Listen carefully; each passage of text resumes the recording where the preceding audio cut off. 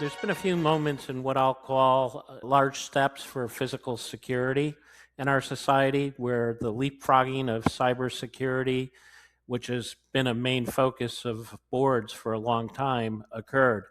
These were crisis situations such as the 911 attack on America, domestic extremism, lone wolf attacks, the recent political figure attacks. They always influenced change and needed support in security operations. The problem is that after response, resourcing again would seem to wane. And when this happens, it's one of the greatest challenges is to try to move that board back onto the issue of security. However, in my opinion, probably one of the greatest changes came about just recently with board involvement, and that was after the assassination of the United Healthcare CEO in the streets of New York City in 2024. It was an event that resonated with C suites and board directors throughout the world, not only the United States. It shook a lot of people to the core because all of a sudden it became more personal, a security issue that involved the leadership of a company. And beyond that, it affected the continuity, the perspective, longevity of the board, the brand, the enterprise valuation. All these business issues came into play. I don't think many boards and C-suites really even contemplated physical security issues, as the cyber issues were the preponderance of issues presented to them. And they needed to fund actually insuring against those cyber actions from a monetary perspective, because trying to find the needle in the haystack with a cyber issue was virtually impossible.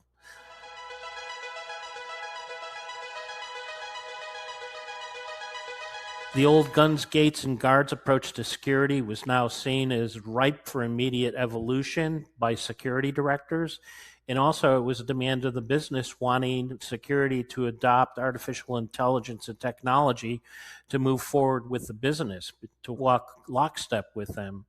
So, what happened at that time? Technology adoption increased and accelerated, analytics, integrated access control programs, artificial intelligence. That all came forward. Security was now seen as a cross functional issue, meaning that it wasn't just the security director that was responsible for this, it was information technology, human resources, legal, risk management. The investor relations group had to get involved with the event that happened. It was a watershed moment. Protective intelligence, resilience, and continuity then became core components of physical security planning. Executive protection, needless to say, since it was an assault on a C-level person, grew right to the top of the list.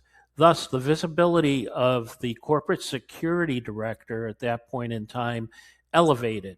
He had always been in the room, but it was competition for the message, and the landscape shifts so drastically at that point. It's a time where not only are board members and C-suites expecting you to be involved as a security director with artificial intelligence, technology, robotics, things of this nature, they expect it to be happening tonight. The foot's on the accelerator, and hang on, that's where it's going.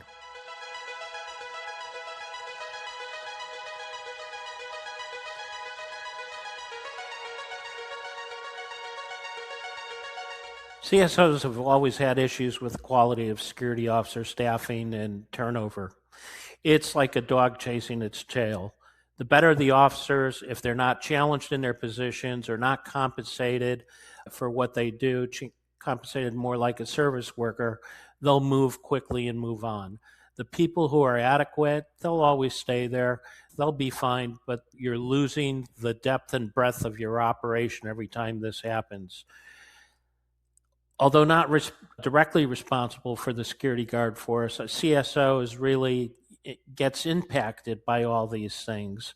The effect on the operation can be wide and varied, but really it's the loss of the high performers through these kind of shortcomings.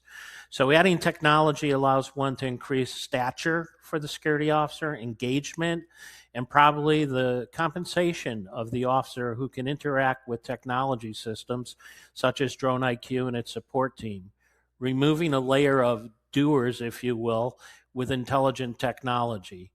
I've found that technology draws a higher level of officer engagement, not only on the job, but the candidates who apply for the job because they want to work with new and exciting technology. They want to use the skills that they've learned in school for today's business world.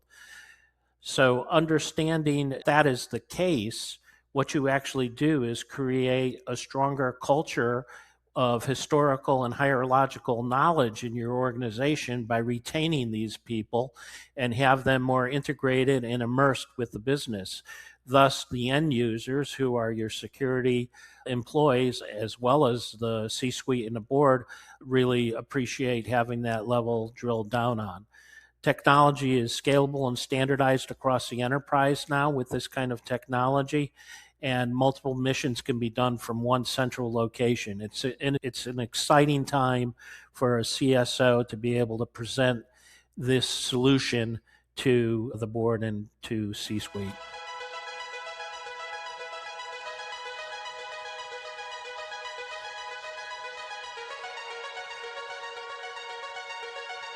Security is a tough thing to sell to management when you can't show that the horse ran away from the barn. If you do show that, you're telling the story of how you failed. If you use metrics for this, you're also going to lose because boards are not interested other than in what was interrupted or discovered before the loss or the event occurred. Metrics that merely count recurring activity are not well received by those entities. Visible deterrence is always welcomed by all. However, if we delayed or deterred an incident, we may not have even known about it. The data from robotics, such as heat maps, show a book as opposed to a paragraph or a page, a story, if you will. It helps demonstrate the value, but also helps direct resources to what may be a weak area of defense by location, time of day of week, etc. In this sense, I really love robots that they can be stealth and use technology to see in the dark. So much happens that security doesn't see during a normal day. Robotics is a new efficient way to identify and mitigate risk within the perimeter.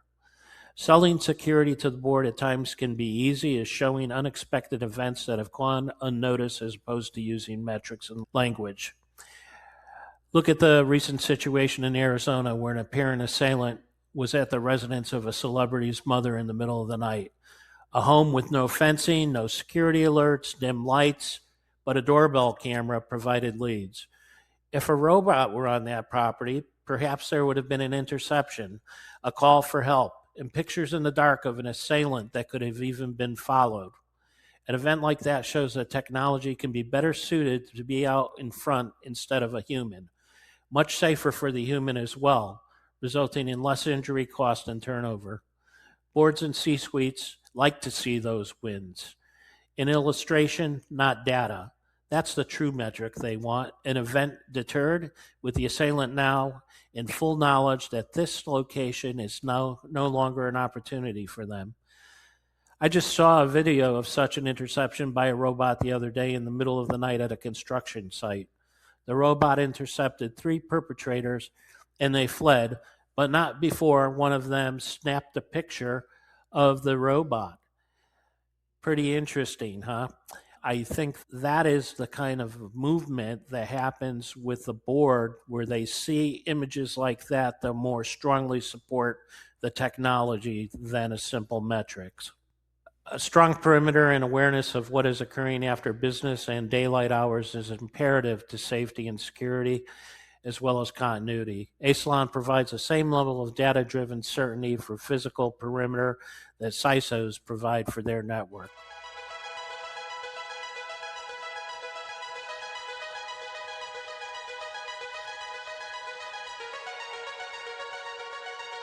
This is a day of sharing, open APIs, application programming interfaces. It's the sharing of open doors into technology so innovation can shine.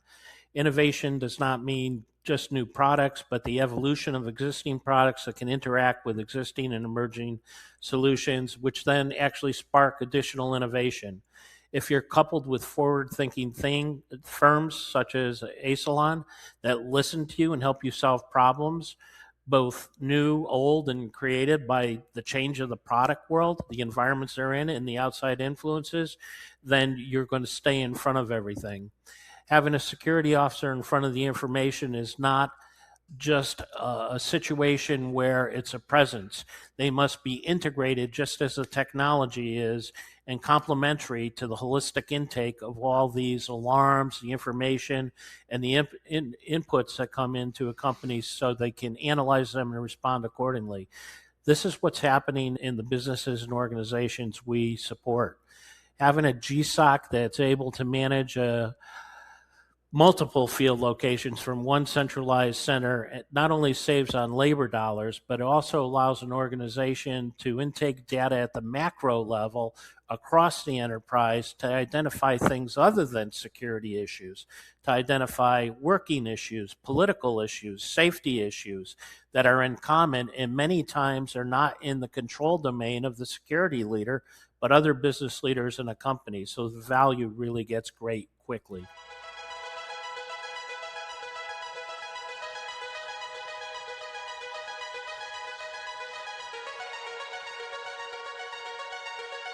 Asylon Robotics empowers organizations, and the CFO really is the ultimate risk owner in a corporation. They usually own the insurance risk, the enterprise risk management, the financial risk that has to be explained to the board of directors when something occurs. It's a multi-use purpose to have security in robotics. Robotics monitoring environments for biologicals, chemicals, other risks that can be expanded into from the security mission have value for the corporation, obviously, or the enterprise. Documentation beyond what occurs today, less risk to human life, and evaluating unique situations is, of course, possible. Defining the need for local law enforcement and emergency response may also be a result of robotics, as they can get closer to a situation faster and safer, supplying images that can be shared without the risk of life and waiting. I recall during the days of the white powder anthrax suspicious packages showing up in corporations and waiting for the emergency responders to come and shut down the operation, to lose a day's work, to evacuate entire blocks and points in time. We're back to that point in time now after the war in Iran. We have packages scattered all over our enterprise which will be considered suspicious items. With robotics, instead of evacuating the building with emergency managers, we may be able to go right up to the package, use some technology on the robot, see that the package is actually for an employee, call the employee and validate that they made a mistake and had it delivered to the workplace, and thus we saved a day's work in an emergency response by using good data. There is no complexity in operations, and complementary systems may augment validation of an investigatory analysis quickly, allowing the work to continue in operational continuity and profitability to not be interfered with by way of an unneeded multi-hour shutdown. Robotics as a service is a flat line, known budget cost. Operation is typically cheaper than a security officer as well, considering the elimination of ever-changing regulatory costs such as wages and payroll taxes, which also increase the sales tax load.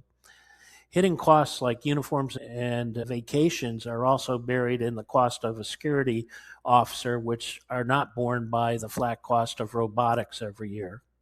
As our businesses become smarter by leveraging technology, so are our business environments. However, there will always be a need for security officers to be involved in issues such as medical emergencies, interpretations of certain situations, etc. But the routine tasks of observing and reporting via robotics can be done efficiently, safely, and cost effectively.